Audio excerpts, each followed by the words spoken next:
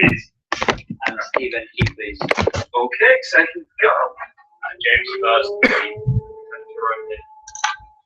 Okay, and second up. Let's see. Okie doke. Speeches are still 7 minutes in length. If you got into here without understanding the timing noises, you're doing particularly well. The noise for the timing will sound a bit like this. The double one will be 2 of those. Okay, good.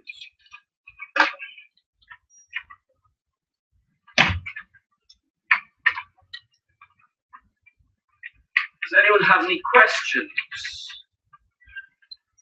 Fabulous. Are you good to go, David? You good to go, David? Marvelous. In which case, it gives me great pleasure, all that stuff. First off,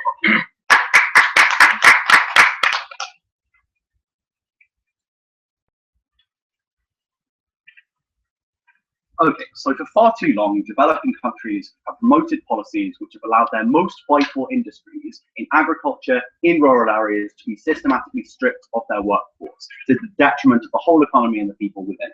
They've moreover done this at no benefit to themselves, for the simple reason that once these people arrive in these cities, they find drug, crime-ridden favelas where they inevitably lead miserable lives, unemployed, crippled by poverty and disease. We think this is a terrible situation for everyone. We would like to solve it. Some suggestions as to the kinds of policies we stand for, although we recognise this debate is probably about the principle of whether or not developing countries should focus more on the countryside or the city, which is the burden we're taking on ourselves. Some ideas, though, as to how exactly we would achieve this. 5 specifically. Firstly, we think things like conditional cash transfers to families, if all their members remain in the city, in the countryside, would be very, very useful. Secondly, we think massive investment in things like microcredit in local rural communities would also be very useful insofar as it provides business opportunities and exciting new life chances for individuals within those communities, making those communities very, very likely to stay intact. Thirdly, we would support massive government information campaigns saying, please, please, for the love of God, stay in the countryside. We think the government is very good at manipulating the minds of its people, etc., etc., etc. And in those circumstances, just publishing some images of how bad these favelas are would probably be enough. To be honest, we want the government to do that.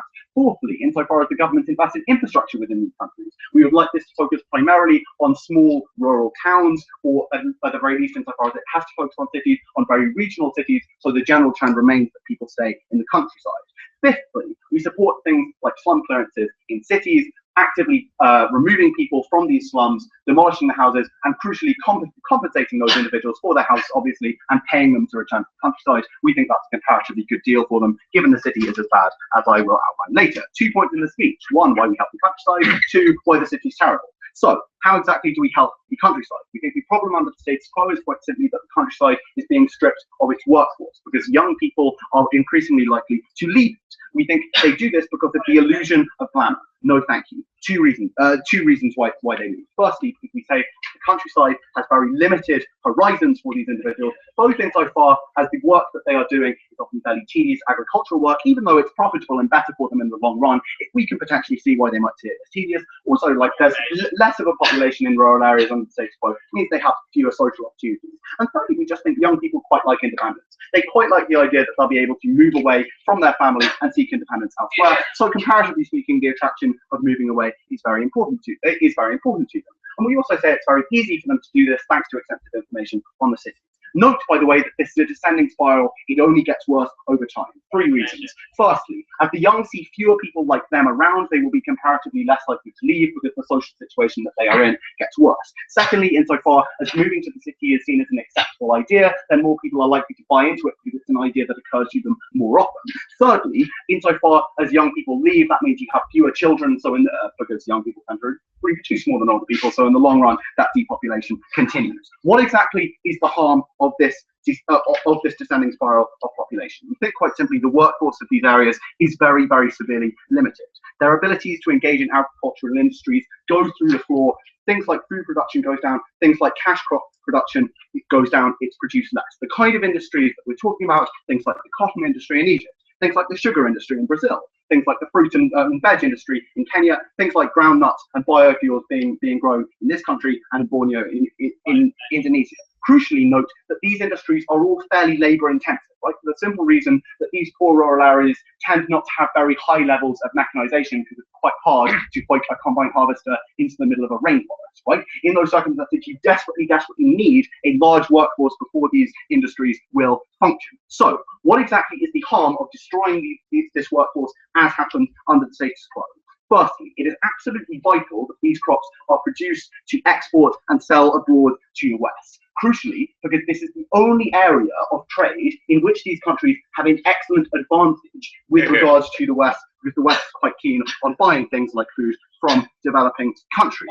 In that particular situation with trade with the West, you get two benefits. Firstly, the currency of that country becomes more valuable because the West is buying more goods from that country and therefore buying, by extension, more of that currency, so that currency is more valuable. That's incredibly important because it means financial institutions within that country become comparatively more attractive for things like foreign direct investment. More people deposit their money in those institutions, and by extension, the financial infrastructure of that country improves. That's incredibly important because it means that things like loans for small businesses can start to be more common, right?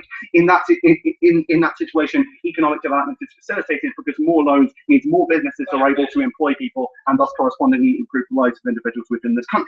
But the second reason why trade with the West is so immensely beneficial is for the simple reason that insofar as these individuals are able to exchange these goods for a lot of cash, then that means that they are able to do basic things like put food on the table for a start, but also the fact that they are able to earn money from these industries. The fact that they are able to spend money in their local economies, no thank you, and therefore generate that kind of business within their local economies means that their economy is better off overall.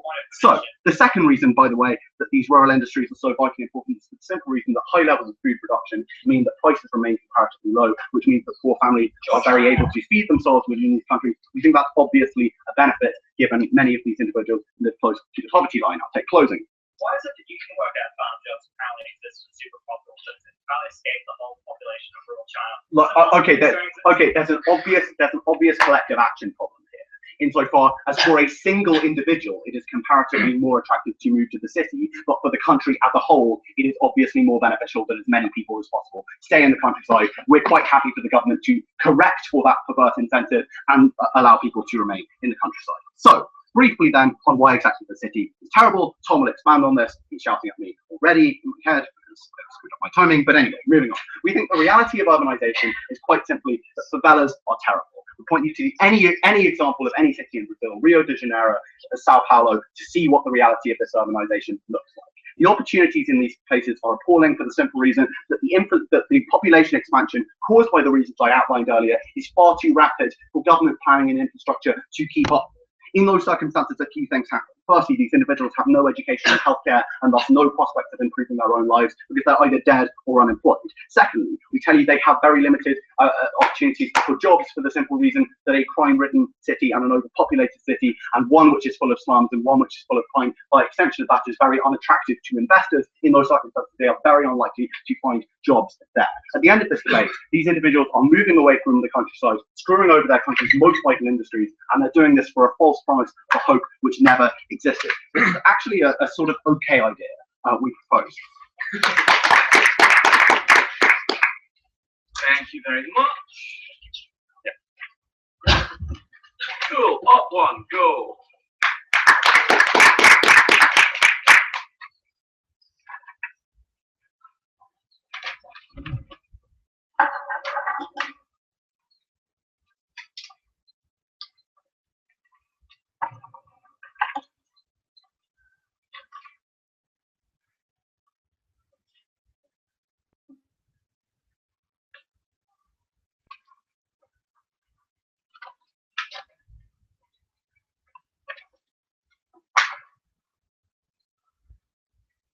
Mr. Speaker, urbanization is good for individuals because it gives them greater choice, it gives them greater independence, it allows them to choose for themselves where they live, it allows them to choose for themselves what's important. Not only that, it gives those individuals economic benefits. Further, we're going to claim that it can very often give the country as a whole economic benefits and allow the state to provide better services for everyone. We don't necessarily have to say in opposition that it always provides those things, given that these guys say the developing countries should aggressively show this. We need to show that often this is not the case. So that's what we're going to do in this speech. The first thing I want to do with rebuttal will be interwoven throughout. The first thing I want to deal with is service provision and the provision of infrastructure, which we say is much more efficient and much better done on our side of the house. Why is that? Firstly, because it is cheaper to provide something where there is a high density of population. So, for example, a hospital can be reached by a larger number of people. That hospital either doesn't get built on their side of the house because it's simply not worth it because people can't get to it in a reasonable time, or even if it does get built, it's like it simply can't provide for the same amount of people. So you end up having a more expensive investment, which means you can treat less people. We think that this equally applies to schools, police stations, any number of other things, right? So in terms of, secondly, accessibility, we think that that's incredibly important because people aren't able to access those types of services when they live in rural areas. We think that discouraging them from moving to cities where they are more likely to be able to access important services such as this, it's incredibly dangerous. Secondly, though, we think in terms of infrastructure, things like electricity and water, really basic things which are incredibly important for life expectancy and ensuring that people live healthy lives, which is one of the most basic jobs of governments in developing countries, to ensure that people live longer lives, where very frequently we still see extremely low life expectancies in the 50s, in the 40s and 50s, right? We think that you are less likely to get sick if you have access to things like electricity, like water. That's incredibly important and is much easier on our side. We accept that, yes, in slum areas there is not always running water, there is not always electricity. However, we say that the comparative here is that, say, in rural China, there simply aren't those services at all. Because when you move people to a slum,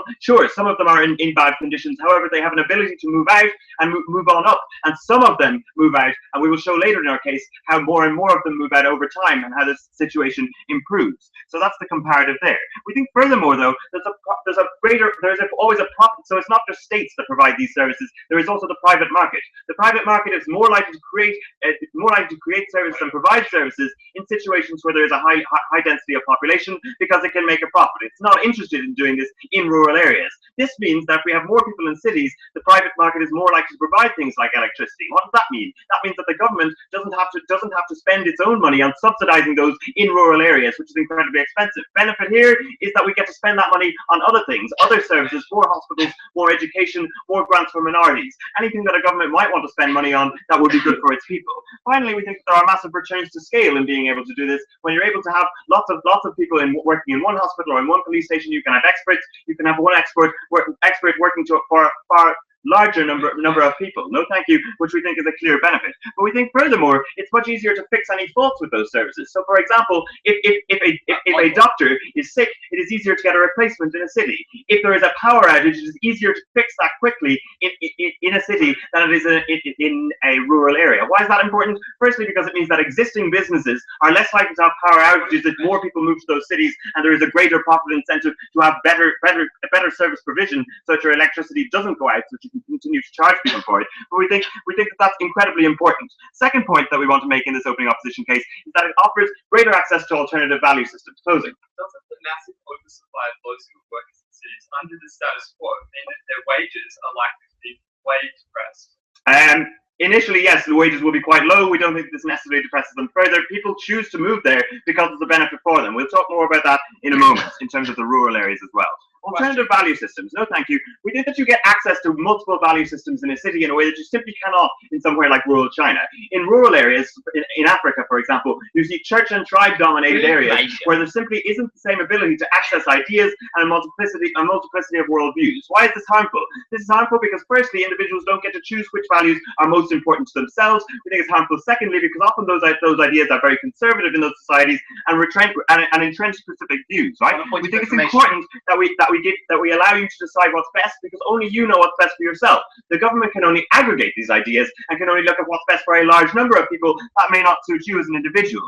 These guys say, aha, well, we can just pay people we're going to pay people to leave slums, and that means that we'll be able to influence them in some sort of way. Well, firstly, on our side, if you can pay people to leave slums, we can give that payment to them and not ask them to leave and make their lives objectively better in that way. There's nothing about them going to the countryside which makes their life better because you've given them money. That doesn't follow. But we think furthermore, often we're talking about things like religious minorities in a particular area. If you're not of that area, of the majority religion, you are forced to convert. We think that if you're gay, there simply is no reference point for what the experience experiences you're feeling. You're not even sure to figure out how you figure out whether you are gay. But furthermore, you're not able to actually access any kind of community or any underground community. We think that's more possible even in conservative cities, because you're more likely to be able to have an underground club, some sort of small meetings for any kind of dissident movement or any kind of minority movement. We think that's incredibly important. Finally, within this, we want to talk about women. We think that very often these conservative societies are very, very damaging to women.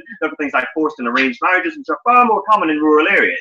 We think that's less likely to happen in cities where women are, and everyone is given access to greater ideas. But economically, there's also an economic reason why this is less likely to happen, because women are more likely to be able to do the types of employment and types of work that you get in cities. Things like factory work, things like materials and fabrics are far more commonly done by women in those societies, which means they have income that they're able to spend in a way which they cannot, because they're in the countryside, because they don't have the same ability to produce economic output, because they simply can't carry as many bills to pay as a male can, right? We think finally we want to talk to you about why this is actually good for rural areas, despite what these guys say. We think it actually hurts farming when you refuse to mechanize it. It's less likely to be mechanized on their side of the house as they concede, because basically there's an incentive always to keep people there. When you keep too many people there, that depresses wages in those areas, but it also means you are less productive than you otherwise would be. We want a situation where a small farmer is able to buy a tractor, able to buy a combine harvester, because that means that you are able to produce more efficiently. It means you can produce more stuff,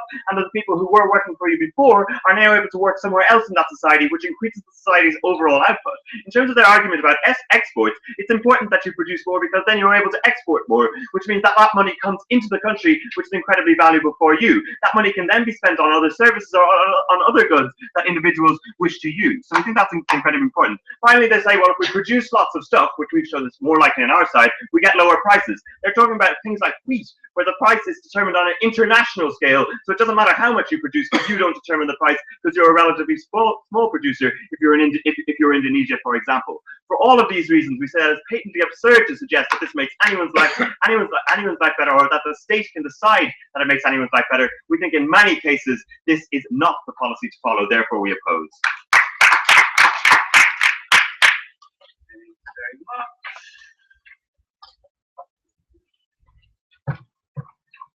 Proctor.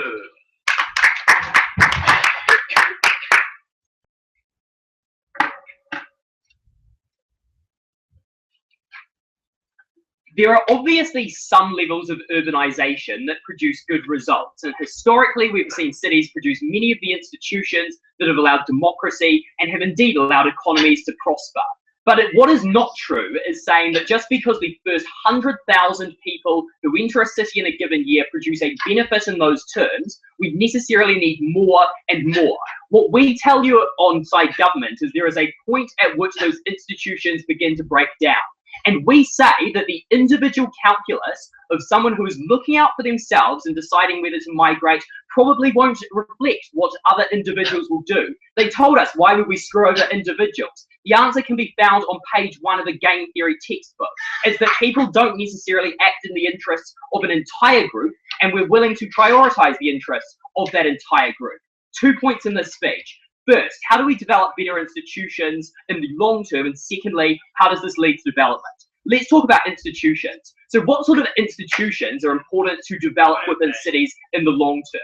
It's things like having a respect for property rights, having low levels of crime, having the opportunities to be able to access education and good healthcare services. When you're in a slum where there is virtually no opportunity for many of the people who migrate, it is far less likely you will get these types of, get good institutions. The reason why is that crime is rife.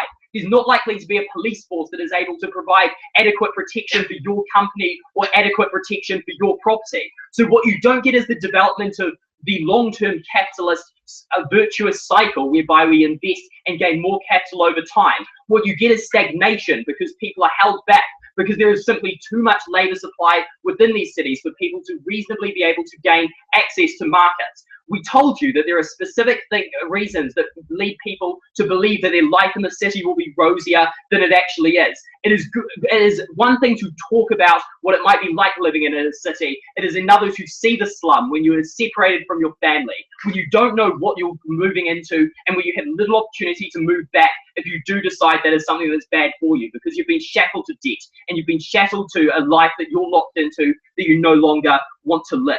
it is important that we create the long-term institutions that lead to development, and they fail to do this. They told us that it's easier to provide infrastructure in urban areas because there are lots of people in one space, hence it's really easy to provide them. Firstly, it's important to note that the main ability of us to provide infrastructure is provided by economic growth and governments being able to get increased tax revenue, so we should probably do what even maximises economic growth in the long term.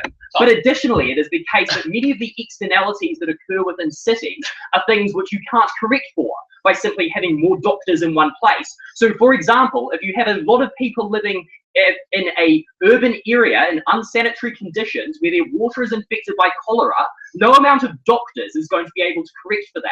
In comparison, living in a life where disease is less likely to spread within rural areas probably might not need as many doctors. But what we do is we ensure that we gain the best infrastructural outcomes in the long term by promoting economic growth.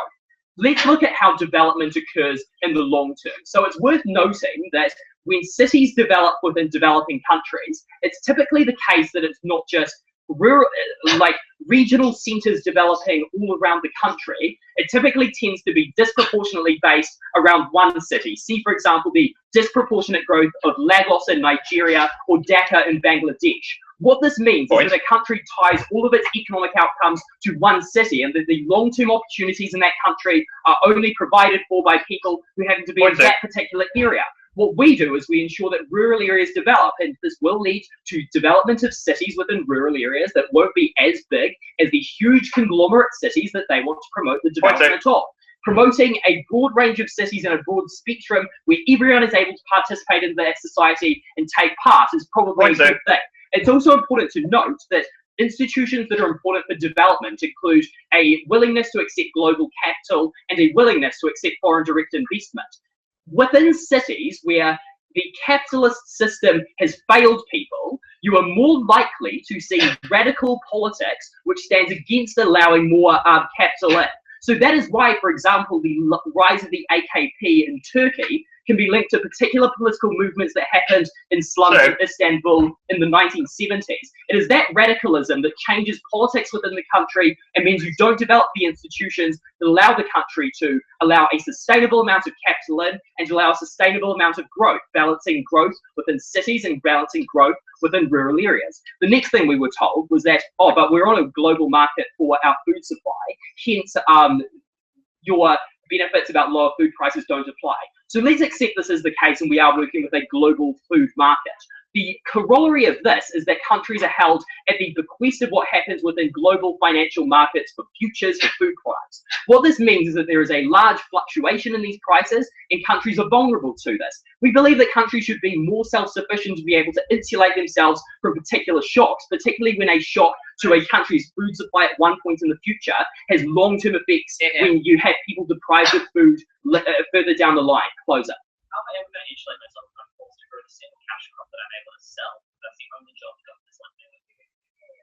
So there might be one individual who's not able to insulate themselves at one point in the future, but a representative agent might be more likely to be able to insulate themselves in the future if their country is wealthier because it has gone on a sustainable growth path.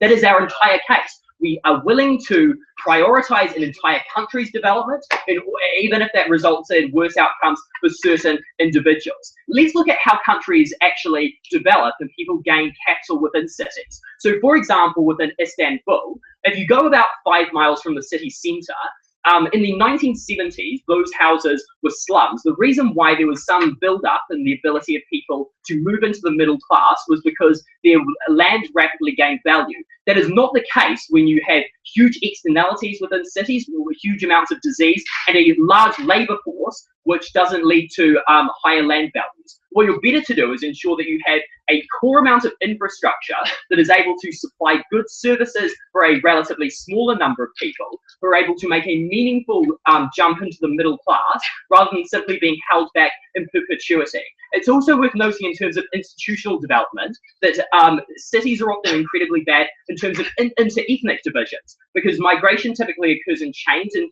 particular slums are usually inhabited by people who come from a small collection of villages. What that means is you don't have some sort of collective identity. Instead, you get people who see the others as standing against them, particularly when these systems and cities are failing people.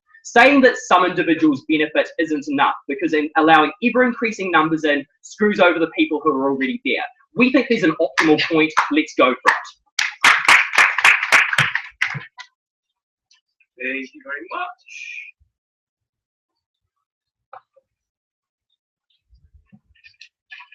Up to.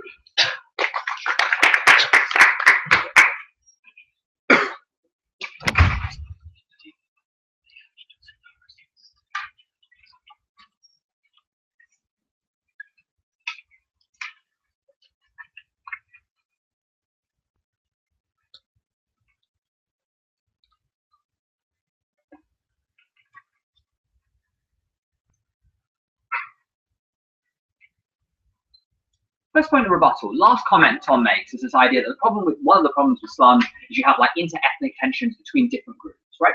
The first thing to note here is what Michael tells you already, which is what you definitely get in rural areas on a wide scale, which applies in every single rural area in almost all cases, is the idea that often you will have certain individuals in those communities who are being oppressed, who are having freedoms withdrawn from them. We say that for those individuals, it's often far more important to get out of that community, whether we might be forced to arrange marriage or forced to work on the farm from the age of 8 or things of that nature.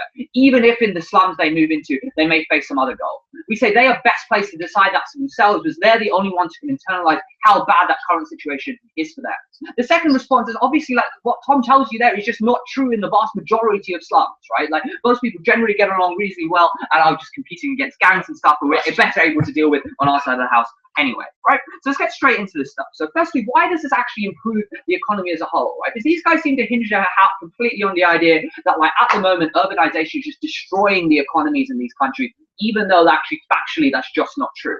So what happens, right? Firstly, we get very little response on the idea that more mechanical farming means more production, right? We say that the problem with rural areas is you have individual farms where individual farmers are producing often the same crop, yes? But they don't have the incentive to pull together because, as these guys have stated, they make a profit by working individually and often compete against other farmers, right? And it's actually in the interest for like businesses in that region to allow this to happen because they get a cheaper price for that individual product. And the second problem, obviously, is the stuff that Michael tells you, which is you just don't have the same people on the same land with the same machinery, right? Often, like basic economics in the same textbook Tom is a big fan of, which is like, you know, it's very hard to justify buying 3 tractors for 3 separate farms. But when you've got urban areas which have lots of people around, it's far easier to justify that on the outskirts of that society, right? Therefore, you actually get more of the production, means more of all of the good things that George wants in his speech, more exporting, more money, etc., etc. Right? Secondly, we get this idea that increased taxation is good, right? This is the thing that George is talking about, and therefore that's how we get money. The problem for them is it's really hard often to tax money in rural areas, which is why countries hugely struggle in receiving money from rural areas because it's so cost inefficient to get that money. Why is it so cost inefficient? Broadly, because countries are massive, right? For example, if you're in the DRC and you've got farmers over literally like hundreds of thousands of acres of land, it's incredibly hard to go around and collect that money. Also, there's no other option. There's no bank that people get pay into. Comparatively, if they're doing any kind of work at all in slums or in urban areas, it's far easier to tax that because that work is being done for businesses, or even if they're in slums, it's far easier to go around and collect money as a tax inspector, meaning you get all of the industrial products, projects and stuff, and good things that George wants as well, right? We get this claim from Tom, which is, the problem is, for example, in Indonesia, is we're too focused on Jakarta. They missed the debate here, right? Because obviously our claim isn't that we're going to like pump and hugely incentivize every single person to go to Jakarta, even if it's awful. We're saying that even in that case, we're willing to defend it, but we're more than happy to tell them that they should probably go to other cities in that country. We think that's often a really good thing for them to do. We don't need to be completely stupid on our side of the house, right? But we say actually the even stronger response on our side here, no thank you, is actually we're going to take what closing say, which is that this decreases prices and flip that, decreases wages because these people go and there's loads of people who are willing to work and this increases prices. So we say that's an excellent thing. Why is that an excellent thing? We say at the moment, as Tom correctly identifies, countries are very much dependent in these areas on the market price for the single product, right? And closing are damn right to say that this is like, you know, this is susceptible to shocks. If there's a drought one year, then for example, that product could go wrong. But why is it then so good to have loads of people willing to work for so little wages in the city? The main reason is it enables loads of businesses to develop and hire lots of people for lots of different jobs because it's really cost efficient for them to do so, right? Why is that a good thing? That means that you spread the risk amongst different businesses in different industries within these urban areas and slums, which means that if you get a drought or anything of that nature happen, that country is better protected because it's got different companies in that region, in that country, who are able to develop more. Why are they able to develop more? Because when you're having to pay less for salaries, you can thus invest in R&D, you can hire more people, and that has also trickle-down effects. Each individual person is earning money, which they can spend on other products in that region, who then, like, those businesses get that money and then can invest in other things as well. No, they don't even show you that these people in rural areas, when they have droughts, etc., make any money at all, do they? They never give you anything to explain why that happens. And Tom correctly tells you that, like, the market price drops. The market price often drops because people get screwed over by like a huge amount of rain one year. At least we can defend them on our side of the house. Opening. Why is a woman who, under your characterization, is being forced into an arranged marriage in the countryside, likely to have enough independence to move to the city in the first place? Right, so here's the thing, it's a comparative debate, George, right? So under your situation, when you have this excellent model you provide, with like 5 ways of incentivizing them to stay in these regions, it's incredibly hard for a woman to say, you know what, even though we're being paid to stay here, can I leave to the factory where I would get a job because my skills are valued, because I have, for example, smaller hands and I'm willing to work for lower wages than men? On our side, when those excellent model things you think are great don't exist, it's far easier to justify to the father of your household to say, look, I am best useful to you as an economic asset if you let me go to the urban area. You don't need to tell him that you're leaving because you hate him, but that at least gives you comparatively a better way to escape that, right? We say comparatively, that is better. Why else does this lead to empowerment? We say that even if you end up in a slum, this is actually better for you. We got this flippant thing at the end of George's speech, which is, you know, you're essentially just going to die or go on drugs, right? We say that's obviously not true, but there's huge numbers of people who live in slums in a really effective way and actually live like a life which is very valuable. What we say, however, is firstly, you comparatively, for example, are far better educated in slums than you are in rural areas. Why is this? Because we say that there are actually schools built in and amongst slum areas because there's a huge number of children there, which justifies the cost for a government to place a school there. That cost doesn't, that justification is far less so in a massive rural area where kids can't get to school, they're being forced to work on farms, etc., etc. That means that these families, when they even take their kids over, have their kids being better educated, giving them a chance to actually get these better jobs in the future. Moreover, what we say is you actually have like businesses set up in slums as well, because these individuals often are able to buy and use the resources that like Michael tells you exist there, like electricity or whatever, to produce goods which people in the city want to buy, who are then these slum people are able to then make money, which then creates an internal market, which again creates more money for all of those involved. At the end of this debate, we need to ask a couple of questions. Firstly, are individuals best placed to decide for themselves if they should be able to escape awful situation at the cost of potentially not earning as much money as they do at the moment? But also what we're able to show you is that individuals and the economy as a whole often benefit by having large numbers of people moving over into urban areas. Couldn't be prouder to oppose. Thank you very much. Now moving from the south of England to the Melbourne half of the debate, Prop 3.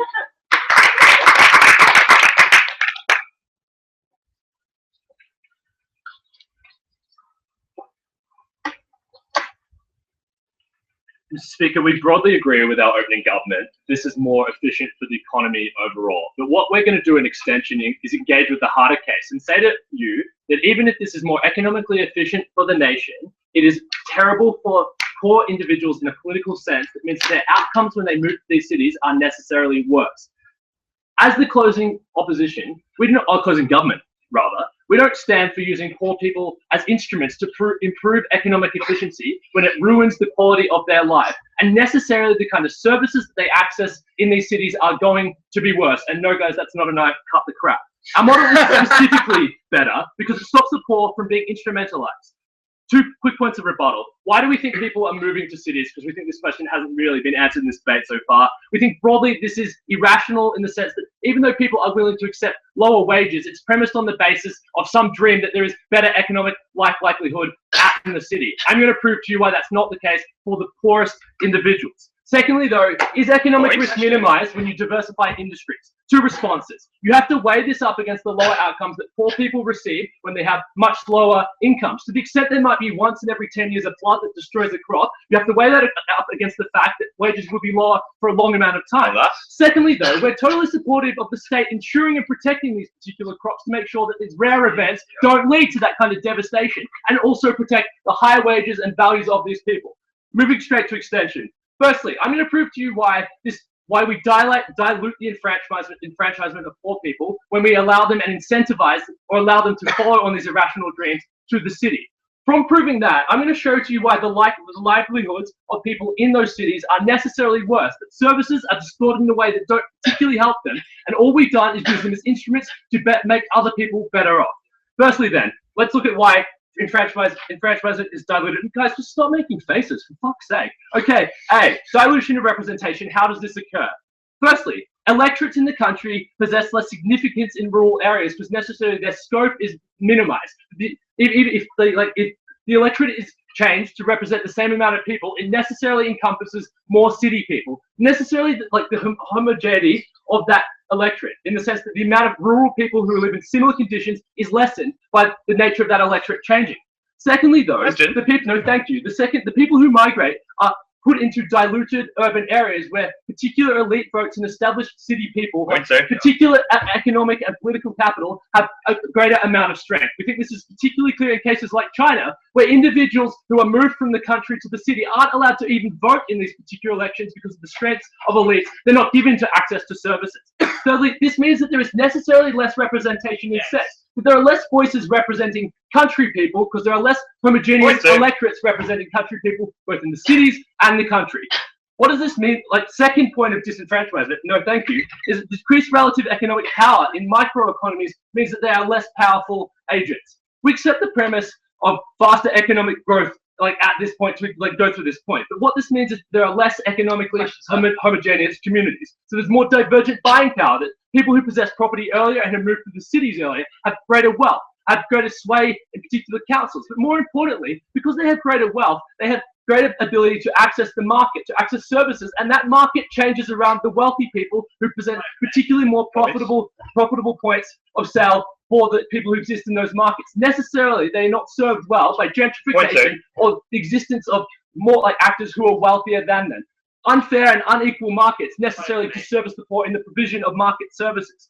Finally, though, it's the unemployment that makes them particularly perceptive, like particularly vulnerable to economic action and actions of wealthier and corporate peoples. When you don't have a job and you necessarily have to accept any wage because you're in a large group of low-skilled, unemployed people, you are at the whims of corporations and cities and states who will direct you to do particular things. What are the effects of this lower disenfranchisement? Sorry, guys. So firstly, it's a distribution of services is distorted in a way, like this is responding directly to our opening, that means that poor people never benefit relatively. How is this the case? That because they don't have they have relatively less political control. Their ability to demand things like schools in slums that they wanted to assert would exist is necessarily less, and in many instances is not developed. So what you get is things that look like the status quo, where there are large slums in Mumbai, but not particularly good public services. We think in those instances where you're in a more powerful country electorate, you're able to demand schools because the government is necessarily more responsive to you. The example of this is places like China, where people who are forcibly moved into the cities are not given access to schools, unlike their city counterparts who already exist there. Secondly, though, because of corporate and rich capture of cities, of elites, the fact that these people are moving there simply to serve their ends, like in the name of business development that these guys want to talk about, it lowers the power of these people to unionize and look after their interests. Necessarily, when you're in a larger pool of unskilled labor, you're able to demand less of your employers, you're able to demand less of the state, which is serving you. This puts these people in positions of stagnation where the services and the efficiencies they want to talk about simply do not realize because there's no political impetus to deliver them in the first place. Finally, though, in terms of people in the city, I'll take you in a second, the freedom of values point we don't think particularly stands for these individuals. That's firstly because, I'll take you in like 15 seconds, sorry. It's best, firstly, like freedom of values and economic security is best preserved when people have money, the security to move and the security of choice. They've conceded in this debate that these people will have less money. necessarily all the values of like being access to gay communities or the ability to leave your family are lessened when you don't possess the economic security that exists in regional areas. Secondly, though, all these kind of things, sorry, I'll take it. Okay, so you said that some people will be richer than others in the city. However, poor people are able to provide services to those wealthy people, such as car washing or working at shops, etc., and get a wage, which in rural areas is depressed because you've got far more people working there competing against Throughout each your other case, for you that wage. conceded that wages will be lower in the city for that reason. We said that particular control of wealthy people means that the services aren't going to be delivered both by the market and government. Freedom of values, secondly, is best realized when there is political enfranchisement and you are able to demand things. Quickly and finally, what does this mean for people who are left behind? Those are the people who have the lowest ability to move. They're the poorest and they are most socially maligned. They say that people in communities are better off because their values are represented. Guess what? You remove the more empowered agents who are potential change agents in this community when they are more flexible and able to move to the city. Necessarily, you might improve the lives for a few people, although my previous analysis refutes that. But what that means is making the conditions much more stagnated and worse for people who are left behind. Secondly, though, they wanted to say, I'll finish my debate now. Like, broadly, what we think is that this is a particularly bad policy for poor people that uses them to benefit others, and that should be the metric of how we decide whether or not to pursue this policy. Thank you. I'm really sorry, but we genuinely were trying to. I know, I'm sorry. Yeah, indeed. Let's all try to pretend we like each other. Let's go. Marvelous. Top 3. Woo!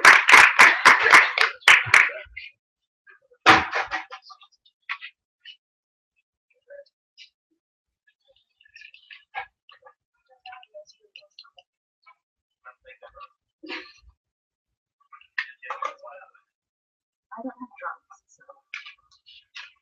Well, for shame. That was taken out of context.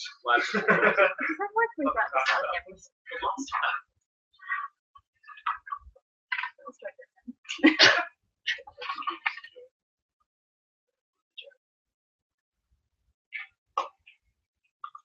Mr. Speaker, we think the government bench has vastly overplayed the number of jobs that are available in rural communities, the reliability of simply basing life around cash crops, the ability to get any kind of wage or capital from consistently engaging in subsistence farming. And they've completely ignored the lack of opportunities for people in rural areas to actually achieve a better future in cities. So, what do we bring to you in extension today? My rebuttal will be integrated with him. Firstly, is this going to be better for individuals involved to live in the country? Secondly, what is the pathway to economic development and how best do we achieve it on our side of the bench? So, is this better for individuals?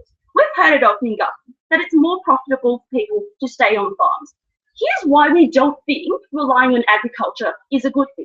Firstly, we think it's completely vulnerable to shocks in the economy, right? Like when you've got things like climate change happening and droughts and floods getting more common, why would you want your entire economy to rest on a cash crop that is subject to that kind of thing? So we think that's really problematic. Second claim we heard was the West will always want to buy your food. We think the West has heavily protectionist policies regarding their own agriculture. See Europe and the Common Agriculture Policy. We don't think it's necessarily great for developing countries to pursue those policies. But lastly, we think what their policy is going to do is result in a vast oversupply of workers in rural areas. The vast majority of people in those countries come from rural areas, and as our economy develops and farms get more mechanized, you can replace 10 laborers for one tractor. And if you stick to your entire life for this farm and suddenly we just get machinery in to replace you, what are these people going to do? If the country is moving on towards industrialization, its citizens should be allowed to do that too. Secondly, we think it's awfully paternalistic for the opening government to tell those individuals it is better for you to, in the long run, to stay in rural areas, and therefore we're going to incentivize you to say that.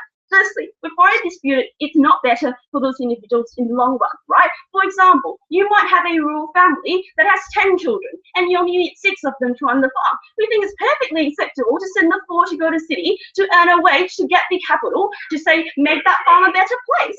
But secondly, even if it is true that it is better for them to live in the farms, who is the government to tell them that poor people who are born in farms should always stay on farms? Like see the debate we did yesterday, Mr. Speaker. We We think that, like, the government themselves admit it's tedious labor. The government, like, themselves admit they hate that work. Why are you forcing them to do it when they don't want to do it and they're not going to do that well? Lastly, we think that individuals under this policy will be probably coerced to stay within those rural areas. When you've got cash handout to make sure that everyone in your family stays in that area, and so your family is hugely in debt, and you've got a particularly bright individual who wants to pursue a life in the city, they can't stay, they can't leave because that family needs that money. We think that's incredibly coercive and not fair to those individuals involved. Before I move on, take one from opening.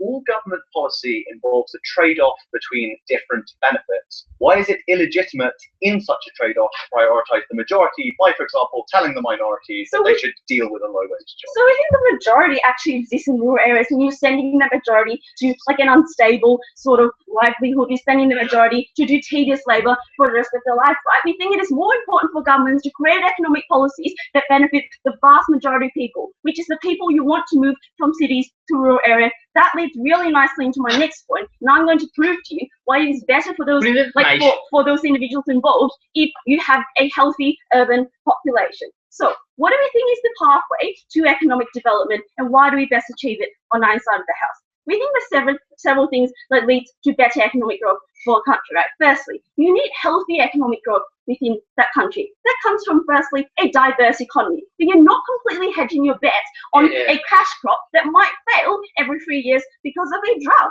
We think that is completely fair and sound economic policy to maybe go 50-50 or whichever way people want to do, and not put all your eggs in one basket. Secondly, we think that this is going to significantly affect the ability of those developing countries to get any sort of foreign direct investment, right? We think that firstly, that sort of investment is going to be lowered in that country. Why? At closing government, they ask a PI that says like it is oversupply that pushes like wages down, right? We think the reason why wages are so low is not because of urbanization. We think the reason why wages are low is that countries need to keep those wages low so that MNCs will go into them and hire those people and not lose their competitive advantage. So we think that like we reject the premise that urbanization is the cause of low wages. But why do we think this foreign direct investment is important, even if it means that people are only getting paid minimum wage? Because we think there are other benefits apart from that fact, right? We think the fact that those people now have a steady job that they can slowly save up to have a small amount of capital. It's the fact that those companies now have to build infrastructure that will last the rest of life. And the government in developing countries has no money and no incentive to do any of those things, which means they have to rely on multinationals and foreign investments to do that. Lastly, issues regarding political accountability and how urbanization leads to that. That deals really nicely with extension at closing government. So extension, they told us, in the country you get more people, massive voting bloc, and their lives will be better. Here's why we think their lives are going to be worse. The vast majority of voters are stuck in the country. Firstly, we think there's a very racist narrative involved in many of these countries regarding people in urban areas. For example, in India, you might think people in city folks might think people in urban areas are of a lower class to them. Secondly, we think it increases the disparity between the rich and the poor people, right? The rich can just flock to the cities and get an education. Poor people are stuck in the slums and will be farmers for the rest of their lives. Thirdly, we think people in rural areas are less politically engaged because they don't have schools, because they don't have access to news and internet the same way people in the cities do. Lastly, we think it's more difficult for people in cities, for developed countries, for non-profit organizations to know what is happening in all these rural areas, the conditions they're in, and what policies are likely to make life better for them. Because it's a very much out of sight, out of mind principle, Mr. Speaker. They don't have a voice. There will be less an accountability for the government under their model. You can have policies that favor the rich because the rich are in the cities and they dictate the political discourse. You can things like increase corruption because the vast majority of your voters are in the rural areas and do not have the ability to do that. We do not think a lack of political accountability is good for economic development in any way, because it leads to poor economic policies that leave out the vast majority of people in the cities. We think that like in this debate, these stakeholders are the people you're forcing to go to the farms and work on a livelihood that has no future for them. We think economic development is great in the cities. Very happy to oppose. Thank you very much.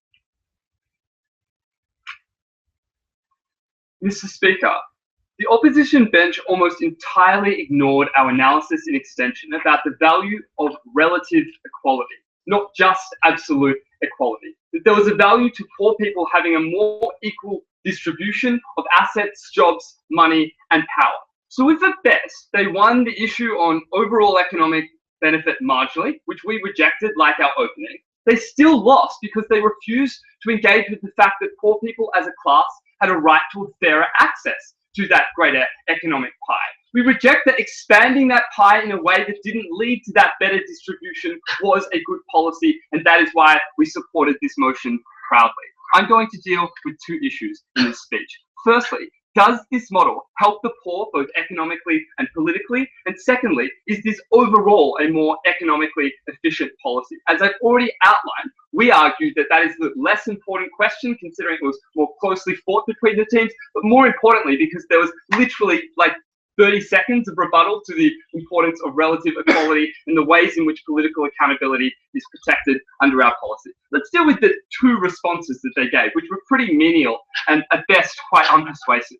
Firstly, that rich people control electorates under the status quo. Like, listen to the whole argument. That was the premise of it, that at the moment, rich people controlled some electorates, particularly in the city, but poor people were more likely to have political influence in regional and more rural electorates. No, thank you. That was where their power came from, by having, even though they were less politically or educationally enfranchised, the capacity to collectively act in those regional areas. The point of the argument was to say that when you dilute those poor people among rich people who have institutional capacity to control politics in those cities, when, for example, in China, they do not allow the poor people to vote, or the poor people are just less likely to vote, that is a massive harm to those people's capacity to campaign for the policies that ultimately serve them. The second, and even worse response, Mr. Speaker, was that the reason why poor people aren't politically enfranchised is that they don't have schools. That was exactly the point of this motion and our policy, to use the government's expenditure to fund schools, to use the political capital that the poor currently have to fund schools in regional areas. And that's why it was important that our extension proved that there was less political capital for the poor to argue for more schools or more hospitals or better opportunities or higher wages or the right to unionize and strike in cities, when their political power was diluted by the control of those geographically distributed electorates of the rich, and by the institutional power that has historically accrued to those rich people and the control of local, domestic, and international politics. They say that at opening opposition, that it is hard to collect tax in the countryside. The more important consideration is how much harder it is to collect tax among the actual people you want to collect it if you're trying to protect social equality. That's corporations and wealthy people. And when you allow them massive access to lower wages of employment in the cities, but also when you allow the dilution of poor people's political power in those city electorates, you allow those people to evade tax even more successfully because they even have more political capture. So if this debate was a question or a balance between where we were dividing up resources, it was important to recognize that in the first place, they had less of those resources to redistribute. That's even if you would see money spent on schools or alleviating poverty in the inner city. We say further, in response to their point, that cultural enfranchisement comes from women getting more jobs in the city. Firstly, women are the first most likely to lose jobs when there's a scarcity of those jobs. I'm going to prove in my second theme why people are acting irrationally in the entry to the city in the first place, which is the reason why that scarcity exists. But more importantly, even if they won that second question, the poorest people are still left behind under their model. Intersectionally, that's more likely to be unemployed women, Mr. Speaker. Those people don't benefit from any of the additional investment we get in city resources, better health services, or schools, even if that arrived, because those people never had the economic capacity to leave those rural areas in the first place. You cannot model out the entire poverty or the entire access of those people to that capacity to emigrate. Second issue then, on whether this is a more economically efficient proposal, and I'll take a POI from opening. Okay, if productivity increases, right, you enable people to be better able to create their own business or participate in business in that area. That means they're going to have money to pay for things like education, which systematically means they can slowly move out. Our claim isn't that everything gets fixed by magic. If in the first place they had the capacity to demand higher wages, or if they'd gone to school or had sufficient health services in the long term, that they develop the capacity to argue for that better distribution of tax or resources. We reject that just increasing marginally poor people's economic outcomes is the way to solve poverty in the long term. We argue that instead, political power is required to prevent the entrenchment of control of the market by the rich that they use to continue to exploit the poor, which means that even if you got those marginal economic outcomes, you still don't help them in the long term. You lock them into a future of class-based existence that means that they never escape that poverty cycle. What do they argue? They say that there's a lack of jobs in rural areas that is driving the status quo. That ignores a couple of reasons why poorer people are actually acting irrationally under the status quo. Firstly, the point James gives you about the imagination of what exactly the city means, the prospects that might give to your children that actually never arrive when they live in a slum, the like shortened existence that is the rest of their life. Literally no response to that from closing so far. But secondly, we say there's a lot of evidence that poor people, just because of the fact that they're poor, tend to be worse decision makers, because the fact that they're more likely to act in the short-term interest because of that low wage and the incapacity to pay for things in the long term meant that they were more likely to make good decisions. There was no evidence, just by asserting revealed preference from their side, that these people were making rational decisions in the first place. We rejected that argument. They said, secondly, that there was an oversupply of labour in regional areas. This was further elaborated at closing, but not particularly new material. We say often that's not true. Often it's due to insufficient initial capital investment by the state, which is something our model changes. If it is true that you can't buy a tractor as a poor person, it doesn't necessarily mean that the investment in that tractor by the state couldn't bear a greater economic productivity in the long term. It just means you were so poor that you were making a decision that wasn't in the interest of you and the state, economically productive and efficient. Finally, they say that the whole economy becomes based on particular crops or industries, ignoring the capacity of the state to invest in maybe different types of crops that are geographically suited to different areas, the industries that people had already invested in themselves, but also ignoring the fundamental point of this debate, which was to say that we were totally happy for the state to invest massively in the rights of the poor, to protect themselves from that risk of unemployment. The question of this debate was who politically enfranchised them to argue for that investment. It was only when they were politically enfranchised under our model, when they didn't have their political power, diluted that they had that power. We were very proud to propose.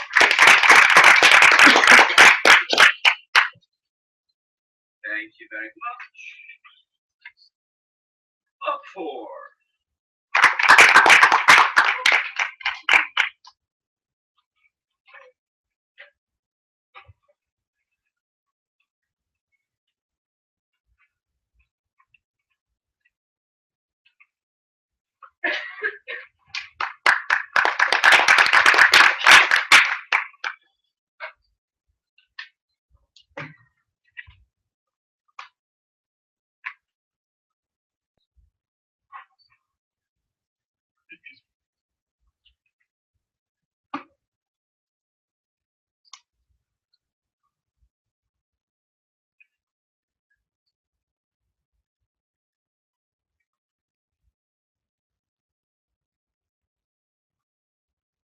The issue with the side government today was, despite Tyrone's lofty idea of this Plato-style republic emerging in the rural Amazon of Brazil, that when you have the inability, due to poverty or due to like lack of income, to provide a school in villages of 8 to 10, which is what's going to be the situation with the farming, when it's nearly impossible to run running sewage and water to every farmhouse, when there's acres and acres between every farmhouse, when it's almost impossible to electrify these areas so you can do things like read a book after dark if you want to go to the school, which you're also not going to be able to get to because that school's 30 kilometers down the road. There's no form of transportation because you need to put that all into the farm, but also because you're required to work on that farm because that's the only way those farms can be profitable. There was never a pathway into which these countries were ever going to get better.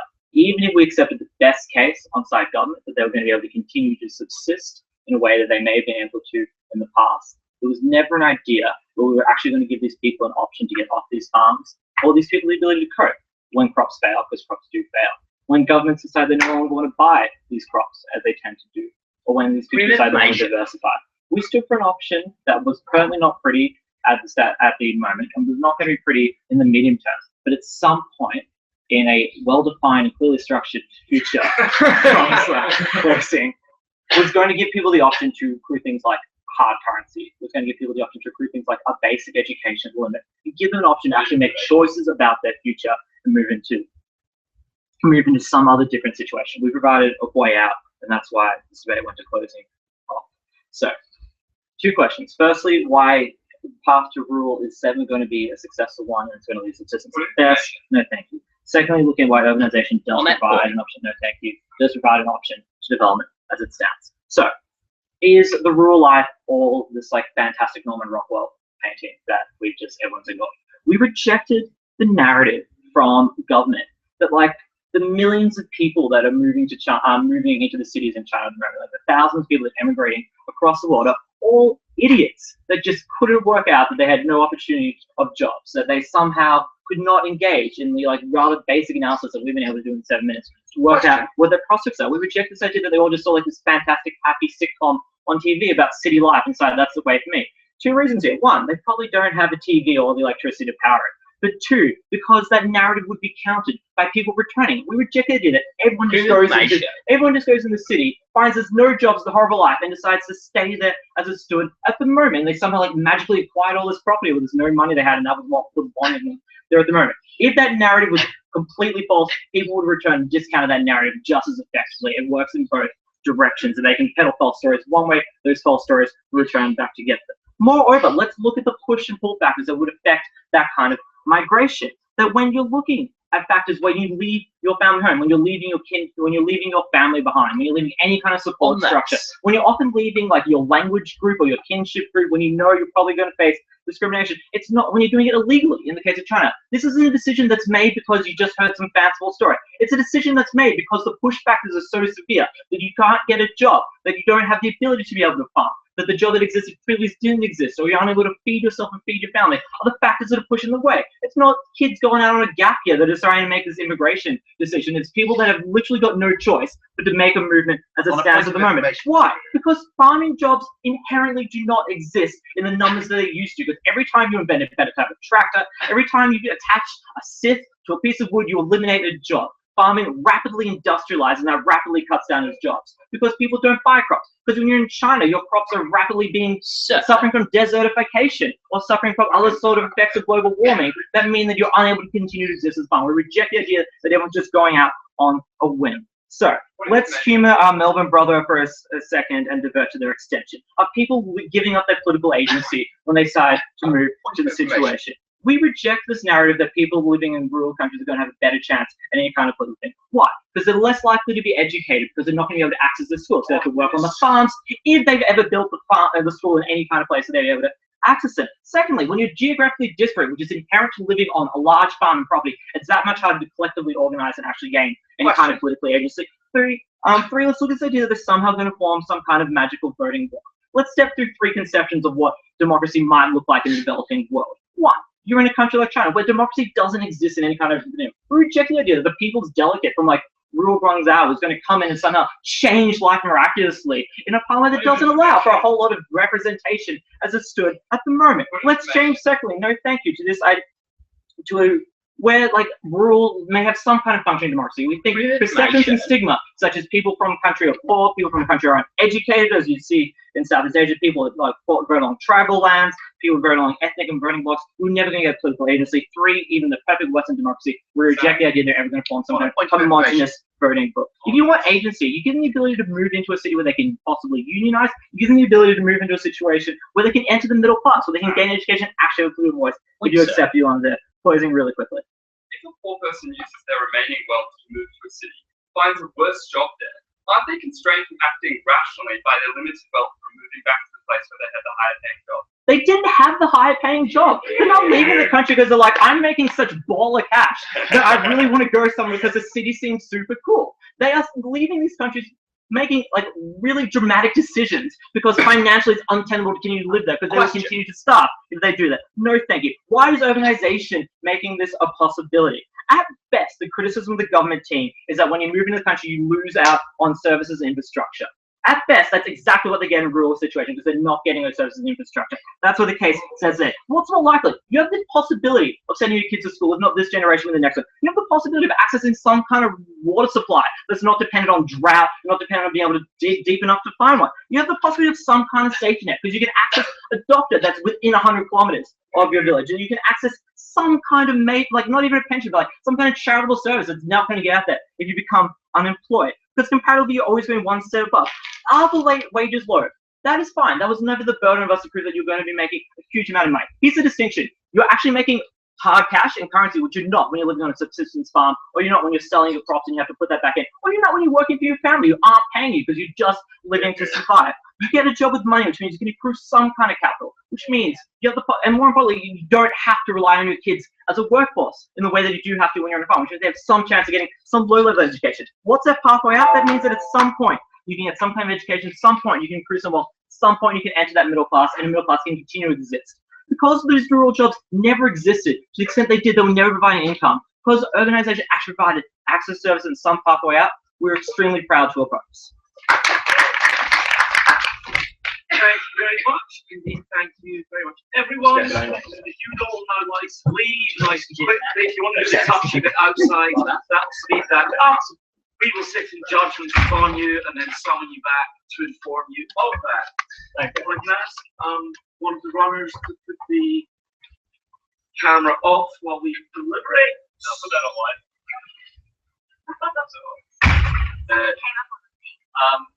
Are you trying to get the full grab someone? Thank you. Okay.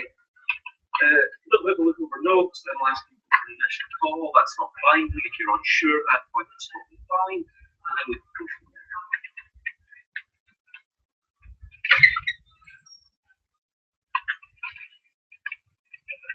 Yeah, thank you very much.